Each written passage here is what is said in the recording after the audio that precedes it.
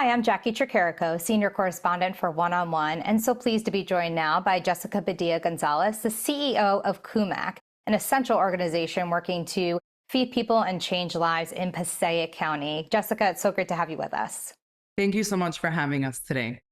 So CUMAC is celebrating 40 years of service, and I know you've been busier than ever before. First, describe for us some of the services that you're offering.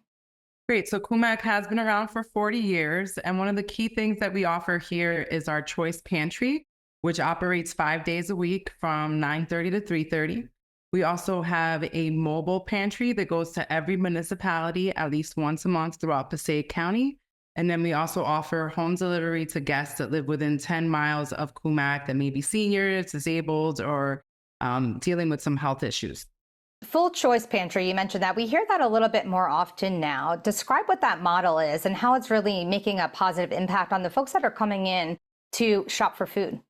Excellent. So CUMAC is very embedded in the idea of trauma-informed care and self-healing communities. So being able to give our guests the opportunity to pick and choose the foods that they want and they need is part of being trauma-informed. There's nothing worse than a family getting a bag of groceries or food that they don't typically eat, that they don't know how to cook.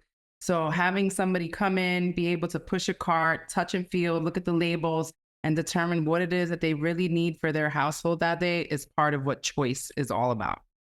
So they're coming in, they're shopping, they're able to get what they want. And then are there other services that are provided within that atmosphere, other things that maybe they can tap into that maybe they weren't even looking for when they first came in, when they're looking for food, but things that might be really essential for them? Yes, 100%. So CUMAC also became an official SNAP navigator in 2023. So that means that we provide education around what SNAP is, who may qualify, and we also assist families with their applications. We also have a space that we call the Collaboratory, where we bring in other essential nonprofits and other community providers to do all sorts of things. We've had a health fair where we do screenings, we offer legal, housing, anything you could really think about. We try to bring it here for our guests. So when they have their appointment to shop our market, they have access to other resources that they may not be able to get to with their busy days. SNAP, you mentioned SNAP. It's definitely a buzzword or a buzz acronym, if you want to say, that we've been hearing a lot in the news. We're taping in October, mid-October. We don't really know what's going to be happening with the services, but can you help us understand that a little bit more? Who benefits? What are some misconceptions and misnomers when it comes to SNAP benefits? So I think the biggest thing that people need to understand is that recipients of SNAP are typically seniors, working households, seniors specifically that are on fixed incomes, individuals who are underemployed, or just people that need a little bit of assistance during a trying time. The key thing that I want everyone out there to understand is that SNAP applications are really difficult to process. There are many barriers for people to get $6 a day for their families to eat, right? It's not something that they put their name and address. There are many levels of verification that this involves. And sometimes it could take individuals anywhere from 60 to 90 days or longer to be able to provide that additional verification to get the SNAP dollars, which isn't really a lot of money at the end of the day for the household. $6 a day, like how far can that even go? I honestly, when I think about it, it breaks my heart. So our team helps individuals process those applications. We're also very fortunate that our Board of Social Services has decided to partner with us, and we have a full loop team here on site. So we were looking at our numbers for this year, and we provided over $48,000 in SNAP to our community, to our guests. And now that may be jeopardized with the shutdown. So it's something that we are thinking about, had a staff conversation about yesterday, like how are we going to be able to assist these families that now don't know whether or not they're going to get those dollars in the next few weeks. And overall, federal funding cuts are impacting organizations like yours, as well as state federal funding cuts. I know for 2026, CUMAC did make it into the New Jersey state budget, $250,000 allocated for your organization, but is that even enough? So we are so grateful that we made it into the budget. I think that's the first thing, but no, it is not enough. We're seeing record numbers this year. We just kind of ran the numbers real quick. We're seeing 10,000 individuals more this time, same time frame last year. And it's I think the scariest part about it is what's going to happen November 1st if millions of families don't get their SNAP dollars refilled, right? So I think that's something that we're really thinking about and preparing for. So the 250, we're very grateful for it, but we're always looking for more donations. We're trying to definitely make sure that our shelves are full so that families don't go hungry. How are you doing that? How are you preparing? And how important are those community partners that you're working with to get that food on the shelves for the people in need? So the ways that we get food to the pantry is we get some food from the community food bank. Our team actively gleans. So that's food rescue. So excess food from supermarkets, things of that nature. And then individual donations or drives. So we have 3 options now where we have an Amazon wish list.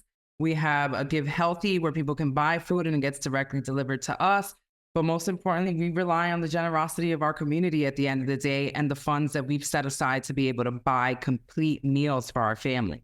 Because that's something that we do that's a little bit different than most pantries is we're actually buying milk, eggs, canned goods, rice, pastas, so that people leave with a complete meal versus the random items that we may be able to rescue.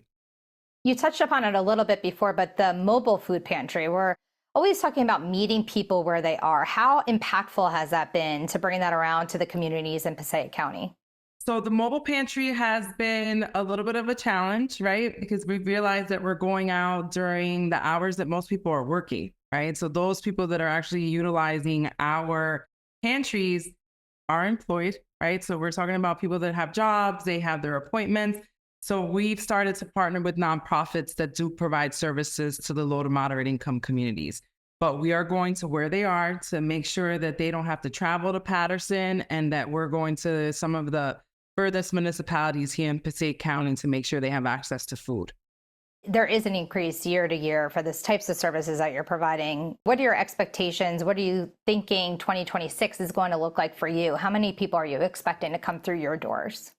If I could give you a number, I would love to say less than this year, but when I first started here at the organization and we said we were going to hit 50,000 individuals, we said that's impossible, that we're going to be able to do that. This year, we're on track to serve over 80,000 individuals, right? So next year, with everything that's coming down, I have no idea what the number is, but I can say from the bottom of my heart that my team finds a way to make sure that their neighbors don't go hungry. We need people like you, like your team, boots on the ground, people working to make sure our neighbors don't go hungry. It's just such an important organization. And we thank you so much for joining us more about it. We've had the website up the whole time so people can log on and learn more about what you and your team are doing and ways that they can help. So thank you so much, Jessica. We really appreciate it. Thank you so much again for elevating this topic and making sure that people know what's really happening on the ground. Thank you. Thank you. And for Steve Adubato and myself, thanks for watching. We'll see you next time. One-on-One with Steve Adubato is a production of the Caucus Educational Corporation. Funding has been provided by the Turrell Fund, a foundation serving children, Community Food Bank of New Jersey, the Adler Aphasia Center, Congress Hall, a Cape Resorts property, PSC&G, New Jersey Sharing Network, Johnson & Johnson, NJM Insurance Group, and by Valley Bank. Promotional support provided by Insider NJ and by NJ.com. How long you been waiting? About a half hour. Brutal. This keeps up, I'm gonna miss my pickleball game. I've been waiting 8 years for a kidney. What can you do? Over 100,000 people in the U.S. are waiting for a life-saving transplant. But you can do your part in an instant. Register as an organ donor today at njsn.org.